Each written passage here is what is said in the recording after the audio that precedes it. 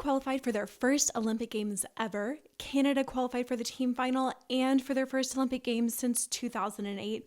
Heartbreak for France as they failed to qualify a team for their home Olympic Games, and everything else you need to know about who qualified to the Olympics. This is when you are definitely going to watch the end because we're not only telling you what happened during qualifying, but also in the individual finals.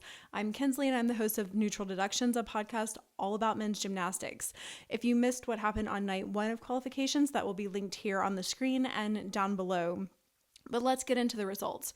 Okay, so qualifying for the Olympics. This was the final time a team could qualify a full 5 individuals to the Olympic Games. So we did have 3 teams qualify out of the 2022 World Championships in Liverpool, and that was China, Great Britain, and Japan. These are the teams that qualified through the World Championships here in Antwerp: USA, Canada, Germany, Switzerland, Italy, Spain, Turkey, the Netherlands, and Ukraine got that final spot. It was such a difficult feat to actually qualify for the Olympics here. So, for example, the number 12 team, Ukraine, their score would have placed 7th in the team qualifications last year at the 2022 World Championships. The top 17 teams from this year scored high enough to make the team final in 2022. And 0.166, so less than 0.2, was the difference between making it to the Olympics and not. And there were 4 teams, Brazil, Korea, Belgium, and Israel, that were in half a point of making it to the Olympic Games. So those final spots, it was really, really tough to actually make it in. All of the teams actually improved their score from the 2022 World Championships, with the exception of Japan, China, Brazil, Romania, Colombia, and Australia. And of course, we knew Australia wasn't going to improve their score because they didn't field a team that could actually put up a team score. Israel and Uzbekistan weren't here last year, so we couldn't have compared their scores before. So aside from those top 12 teams that actually made it to the Olympics, we also have 3 teams that earned a spot to the Olympics for their country. So Belgium, South Korea, and Brazil were the next 3 teams, so 13 through 15, and they earned 1 spot that their federation will be able to allocate to an athlete at a later date. That means that no one has earned the spot for themselves, but that the federation will nominate someone later based on whatever qualification procedures that they choose, whether it be being the national champion or maybe being the best on one apparatus for the chance of making it to event finals or winning a medal at the Olympics. But we'll find out who that athlete will be at a later date. You know, I think the truly heartbreaking moment out of all of this was France not qualifying as a country. And not only did they not qualify as a country, but they had no one make any of the finals. So they don't have anyone who's going to be able to earn a nominative spot for themselves. And so people have asked, well, is there any way that France can even get to the Olympics? And the answer is yes. So there are a couple more qualification procedures. So the person who wins the all-around at the European Championships next year, they will qualify a spot, so it could be someone from France. And then there is the World Cup Series, and so 2 athletes from each event will qualify to the Olympic Games. And then let's say France has no one qualify through any of those means. Well, the International Olympic Committee and the International Federation of Gymnastics, they have allocated 1 spot for the host country. So if for some reason none of the French athletes qualified, there will at least be 1 French athlete at the Olympics. It's just going to depend on which way they actually make it. So then there were 8 athletes who were able to earn a nominative spot through the all-around procedures. That means no one can take this spot away from them. And that was Milad Karimi of Kazakhstan, Artem Dogopiat of Israel, Arthur Davtyan of Armenia, Christopher Mazaros from Hungary, Lee Junho from Korea, Diogo Suarez from Brazil, and Luca van den Capos from Belgium. When it came to the final spot for the all-around, it's quite a heartbreaking story because Andrei Muntean of Romania ended up getting the final spot from the all-around, but he was actually tied with Khabibulo Ergashev of Uzbekistan, and so it came down to a tiebreak. They both had an 80.665 in the all-arounds, and unfortunately, Andrei Muntean won that tiebreak, and so he'll be the one who actually gets that spot, and Ergashev will have to go through one of the other qualifying procedures to try and earn a spot for the Paris Olympic Games. Okay, so you may be wondering, did anyone qualify through event qualifications? And the answer is sort of. So this is where things get a little tricky. Definitely buckle up and get ready for this. So based on Olympic qualifying procedures, one athlete from each apparatus final will qualify for the Paris Olympic Games. And the athlete has to be the highest in the final. But there are a couple finals where there is only one athlete who actually is eligible for that spot. For example, on floor exercise, Carlos Yulo and Artem Dolgopyat were the only athletes in the floor final from countries that didn't qualify a team to the Olympics. So Artem Dolgopyat was able to earn a spot through the all-around qualification. So that only leaves Carlos Yulo. So for the most part, Carlos Yulo has locked in his spot for the Olympics if he competes in the event final. There are certainly all sorts of things that could happen. He could get injured. If he does get injured, I hope he just goes out and does, like a forward roll or a cartwheel or something that would still be safe, because then that would guarantee that he gets his spot in the Olympics. There are certainly caveats. So if there were a ton of injuries to the reserve athletes, then maybe someone from another country that's not qualified could come into the floor final and take that spot away from him. But as of right now, the third reserve, the first, second, and third reserve, they're from countries that already qualified a team for the Olympics. So he is the most assured athlete to win a spot or earn a spot for the Olympic Games. So then let's get to parallel bars. So parallel bars, everyone who's in the parallel bar final comes from a team that has already qualified for the Olympics.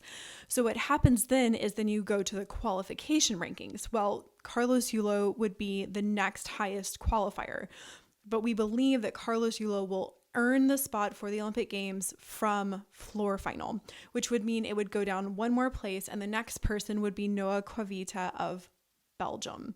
So assuming everyone that's in the final stays in the parallel bar final and competes, and that Carlos Yulo wins the spot from floor, Noah Quavita will get the spot for the Olympics for Belgium from the parallel bar qualifications. Okay. Vault is where it gets a little bit more confusing. So everyone currently in the vault final is qualified for the Olympic Games, with the exception of Kevin Pinev. Kevin was ranked 9th, but Asher Hong got 2 per country out of the vault final, which means that Kevin gets to come into the vault final. If everyone stays in vault final, and if Kevin competes a vault at all, he is going to the Olympics. Now, several times athletes do pull out of vault final, so here is the catch. If anyone pulls out of the vault final, the next person, the very first reserve, is Andres Ninreyes of the Dominican Republic. He did not qualify via a team or via the all-around, which means if he comes into the final, then Kevin Pinev and Andres Ninreyes are going to fight for that spot, and whoever comes out on top in the final will earn the Olympic spot. Okay, so what about the other 3 events? Pommel horse, still rings, and high bar. Well, this is where things are going to get really tough. So in the pommel horse final, there are 4 athletes who come from countries that have not qualified a team or through the all-around. And that's Rhys McClanahan of Ireland, who is the reigning world champion, Ahmed Abu Al-Soud from Jordan, Lee Chi-kai from Taiwan, who recently just won the pommel horse title at the Asian Games, and Harachun Merdenian of Armenia. Pommel horse is, of course, often the final where we do see the most falls, so it may just come down to who stayed on the pommel horse. But these 4 athletes, specifically Rhys, Ahmed, and Lee, are extremely talented and very good, and it may come down to a matter of tenths or even a tie break for who's going to get that Olympic spot and who is going to have to go through the World Cup qualifying procedures next year. So let's get to still rings, where it's actually going to even be more difficult to qualify because there are 5 people in this final looking for that one spot. So we have Eleftherios Petronius of Greece. He's Olympic champion. I would say he is the favorite. He's currently ranked 2nd. And really, these still rings guys, they often stay in a very similar order in the still rings final. It just comes down to how they're going to land. Typically, we don't see people slip off the still rings or making mistakes with short holds or things like that. So Petronius, in my opinion, is the best here, and he is the favorite. But of course, in finals, anything can happen. Then we have Nikita Simonov from Azerbaijan, and he has had an incredible season. So be sure to be on the lookout for him. We have Vincent Hook of Austria, Artur Avestian of Armenia, and also Von Davtyan of Armenia. So those 5 will be looking, of course, for a spot on the podium, but also that Olympic ticket as well. And then on high bar, we're going to have 2 former world champions fighting for that Olympic spot. And that's Ten Servic of Croatia and Arthur Nori of Brazil. So Ten was the 2017 world champion and Arthur Nori was the 2019 world champion. And Arthur Nori didn't have as good of a performance as he would have wanted because he just had a little bit of a miss on one of his handstands, and he was actually not going to make the final. He was in 9th, but one of the Japanese athletes got 2 per country out of the final, and so he was able to work his way into the final. I believe Ten Servic is planning on upgrading his routine, so it'll be really interesting to see which one of those 2 is actually going to earn the spot. Okay, before we get into the final part of qualifying and the preview of the finals, would you please take a moment and just like and subscribe this video? It really helps us out. It's such an easy way to support us and support men's gymnastics. I would really appreciate if you would click that like and subscribe button. Okay, because there is so much information to get into today, I am going to give a condensed version of what happened in the final 2 rounds of qualification so that this podcast is not 2 hours long. So in qualification session 5, we had Egypt, Canada, Colombia, and Switzerland. And coming in based on difficulty and just general performance, we were pretty sure that Egypt and Colombia were not going to qualify. So we focused on Switzerland and Canada instead.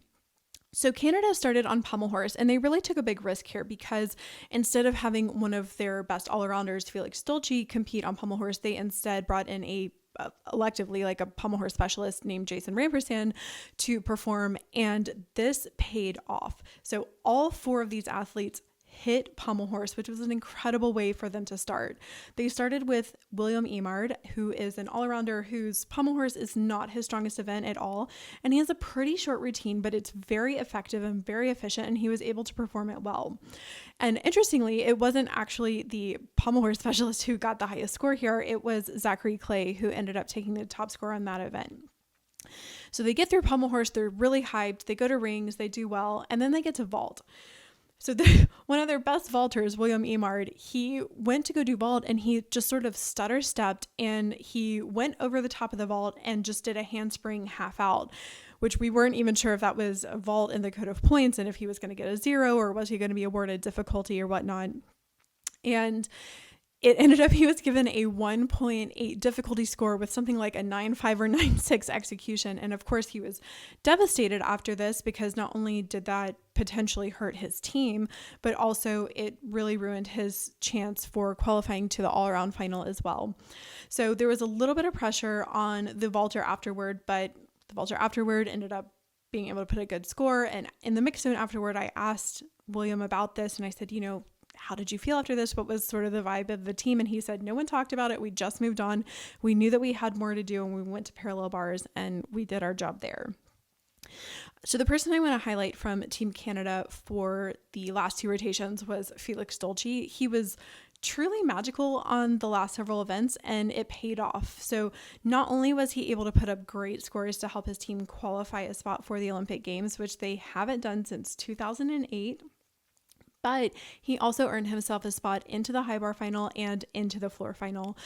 And just watching them on the floor as the final score came up and they saw that they had surpassed China for a spot in the team final, and watching them, their dreams come true and winning a spot for the Olympic Games, just the absolute joy that they were radiating. And in the mix zone afterward, I talked to Felix Dolce and I asked him, you gave up a spot to qualify via the all-around in case something happened with Canada for the team. Was it worth it? And he said 100%. It was completely and totally worth it. So congratulations to Team Canada and best of luck in your preparations toward the Tokyo Olympic Games. So now let's get into Switzerland. So Switzerland is one of those teams that actually ended up needing to utilize their alternate, Florian Lagenegger, which many people were surprised to see him left off of the team in the first place, but he certainly came through for the team today. Switzerland started really strongly on parallel bars, but the highlight of the first 2 rotations for me was Noé Seifert on high bar. He had a huge piked Kovacs. It was absolutely beautiful. And of course, he ended with the very crowd-pleasing triple back, and he had a very good landing on it. The crowd loved it. They went wild. The Swiss cowbells are going. It was just a wonderful atmosphere. Then they had a couple of events, like bobbles on the following events. So Taha Serhani fell on floor, and Luca Giubellini ended up having to have the fight of his life on pommel horse. I still do not know how he saved those traveling flares. It was masterful, but he seemed pretty tired from having to save the flares, and he had a big push up into the dismount and ultimately wasn't given credit for his dismount. So that means he not only loses the value of the skill, but he also loses the value of the element group, which meant that his difficulty score was quite low. And that will be something that Switzerland can work on at a later date. Although Giubellini did have some struggles on pommel horse, he was able to come back and have a fantastic showing on vault. He hit a really nice Dragulescu. The Swiss team ended on vault, and they knew at that point that they were probably going to secure a spot for the Paris Olympic Games. So now let's talk about qualification 6. So this was the final session of qualifying. Most of the teams were in the arena, like waiting to see, are we going to make team final or are we going to make it to the Olympics? And going into this rotation, many people thought Italy, South Korea, and Hungary had a decent shot of making it to the Olympics. And because Italy and South Korea had qualified to the team final last year, many people were like, oh my goodness, could China not make it into the team final? And China has never not made it to the team final ever. And they have also some crazy stat within the last 13 World Championships or so. They have only not been on the medal podium twice, I think in 2001 and in another competition as well, which is absolutely bonkers. So setting the stage, China's in 7th. Italy and South Korea are to come. Everyone's watching. This is super, super interesting. So starting on pommel horse, South Korea was starting on pommel horse, and they really dug themselves into a deep hole, honestly, with pommel horse and still rings. And no one was particularly worried because they're really known as sort of a vault and floor team. And so as they were going to vault, they did okay, but this is where they really needed to jump up the standings. And unfortunately, their vaults just weren't enough to do that. And they were never able to capitalize on the other events as well. And so ultimately, it left them without a team spot for the Olympic Games. And instead, they're just going to get one of those NOC spots. So now let's talk about France. So France is obviously going to be the home country for the upcoming Olympic Games. They started on still rings. It was fine. It's not their strongest event. No one was really worried. But then they went to vault. So vault is often the event that you have to wait for everyone to get through before you really understand the standings, because the E-scores on vault are typically so high that people score really well. But with many teams upping their vault difficulty, France just does not have the vault difficulty to contend with many of the top teams. They're basically putting up like 4.8 and 5.2 start value vaults. And Jim Zona did a great and beautiful Yurchenko double full that he stuck cold, but it's almost 2 points down in difficulty than the vaults many of the other top guys are doing. Like his teammate Leo Saladino, who by far had the most difficulty, he did a cause double full and got a 14.366. So moving on, they had a pretty solid parallel bar rotation, and they were up actually in the team standings at this point. And I thought, oh my goodness, they're actually going to do it. They're putting it together. And then they went to high bar, and high bar is just where everything seemed to fall apart. And all I remember specifically about the French high bar rotation was it just seemed like they were putting in quite a lot of inquiries that were not getting accepted. And it sort of felt like this moment of panic where they were like, oh my goodness, I think we're not going to make the Olympic team, and we need to do everything possible to try and get there. So they go to floor. There were a few falls on floor. There were a couple really nice moments. Of course, Benjamin Osberger is really beautiful there and has been a floor finalist before. But after floor, they were sitting in 12th. So that 12th spot means they're going to the Olympics. They're not going to team finals, but they're going to the Olympics. But they were headed to pommel horse. And unfortunately, pommel horse is just where a lot of dreams go to die. And that's exactly what happened with the French team. So Kevin Carvalho went up and he hit.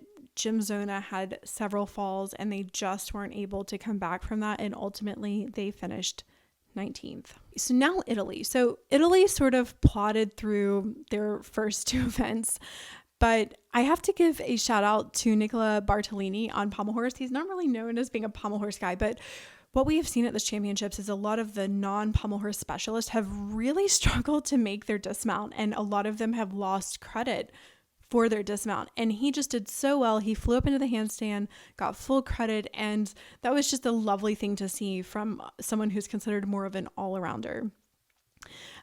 Interestingly, as they went to still rings, so Yuman Abedini, his grip broke and he ended up having to go again. So that's considered an apparatus failure, and they are allowed to go again at the end of the rotation. So they get through pommel horse, they get through still rings, then they get to vault. And this is really where they started to gain a lot of momentum. So they were pretty low down in the standings after pommel horse and still rings. They get to vault, they start jumping up the standings, and then by the end of the rotation, obviously earned a spot to the Olympics and then also to the team final as well. Okay, so what are the team finals actually going to look like? So realistically here, we've got 4 teams fighting for 3 spots on the podium, but as we've seen, anything can happen.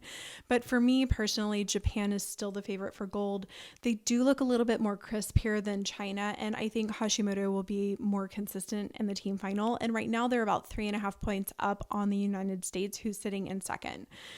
We obviously know that China imploded in the qualifications. We know that this is pretty common for them. At the 2012 Olympics, they were 6th. They ended up winning.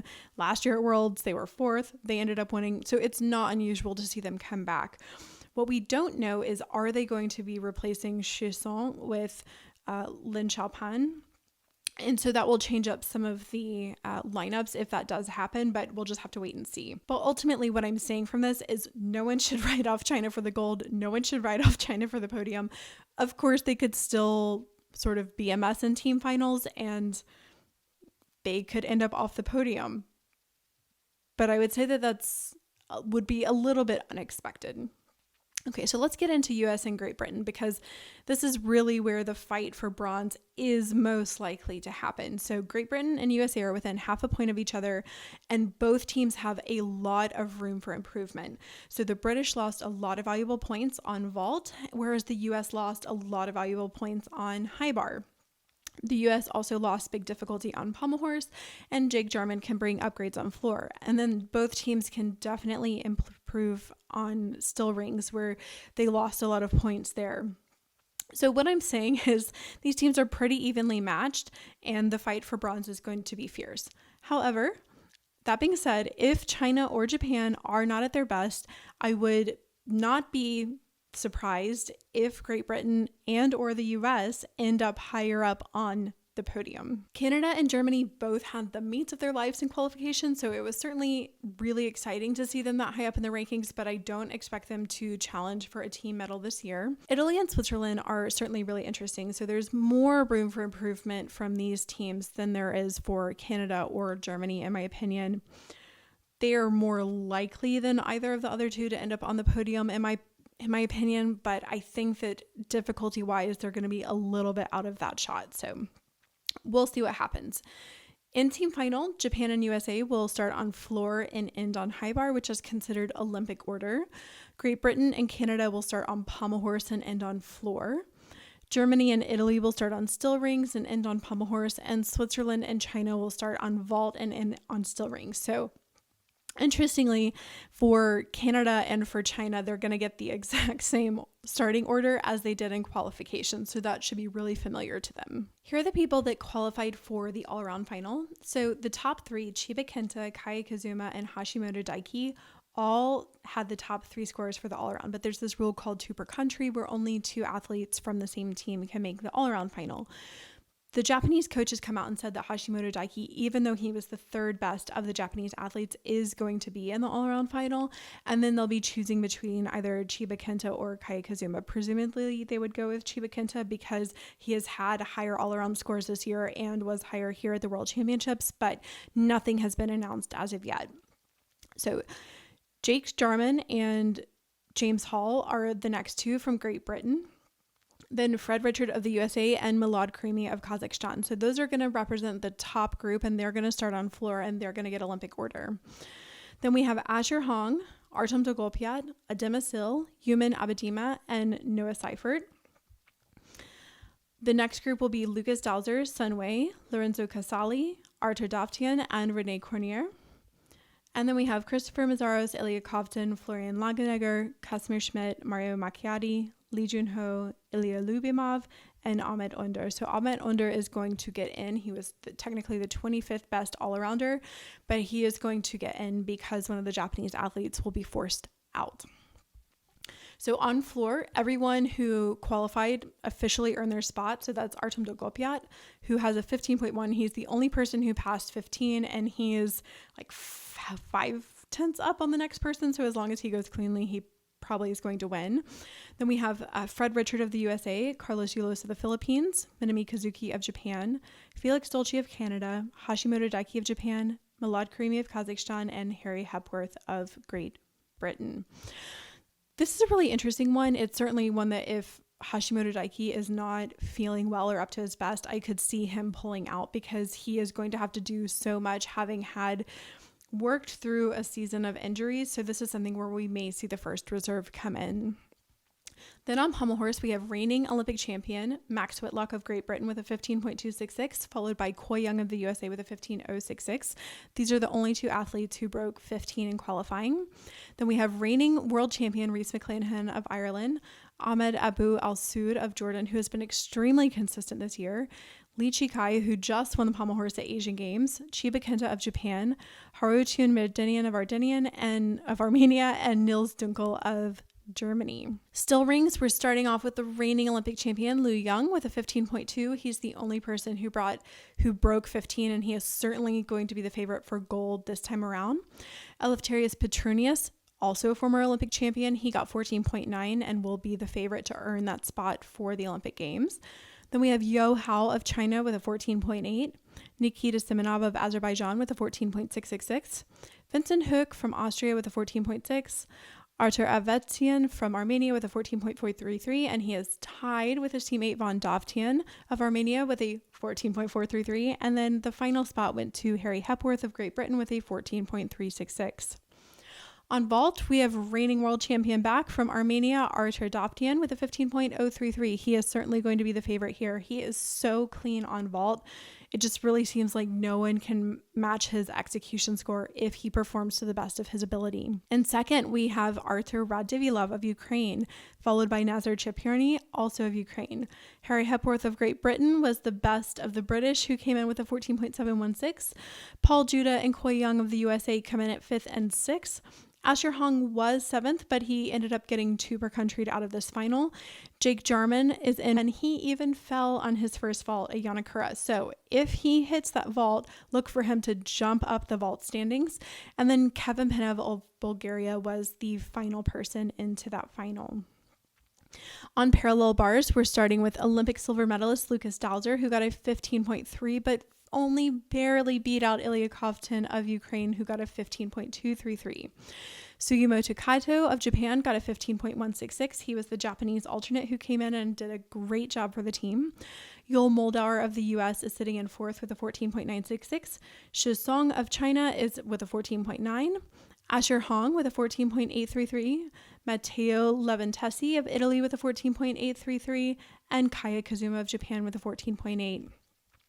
We will end out the finals on high bar, where we have Hashimoto Daiki, who is the reigning Olympic champion. He was the only person to break 15 and really is the only person in this final capable of breaking 15. So if he hits, the gold is his. In second, we have Milad Karimi of Kazakhstan with a 14.6. In third, Chiba Kenta of Japan with a 14.5. Tin Surovic, 2017 world champion of Croatia with a 14.433. Sueda of China with a 14.3 in fifth. In sixth is Paul Judah of the USA. In seventh is Kaya Kazuma, who tied Paul Judah, but he will be bumped out of that final because there were already 2 Japanese athletes that qualified ahead of him. Again, as I mentioned with Hashimoto Daiki beforehand, it's possible he may not go for event finals depending on how he's feeling, in which case Kaya Kazuma will get that spot in the final. Felix Dolce is currently in 8th, and Arthur Nori of Brazil is the final qualifying spot. Thank you so much for tuning in today. Please don't forget to like and subscribe to this video. If you would like to financially help us cover our expenses, we're still looking for about $1,100 to cover the expenses of getting here, plus housing, food, and transportation. Even if it's $10, it really helps us. That's enough for me to get a meal. So please consider donating to our PayPal link down below in the show notes. So we'll see you back here for Team Final. I'll see you next time.